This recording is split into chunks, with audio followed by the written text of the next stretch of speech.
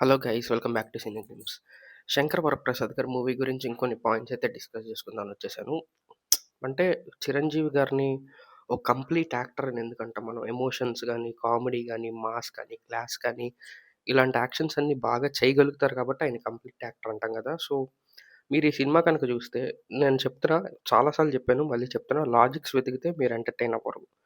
సీన్‌కి సంబంధాలుండవు. 'వెంకటేష్' గారికి, 'చిరంజీవి' గారికి మధ్యలోనే ఫ్లాష్ బ్యాక్‌కి సంబంధం ఉండదు. ఇలాంటివేమి ఉండవు. బట్ స్టిల్ ఎంటర్‌టైన్ అవుతారు.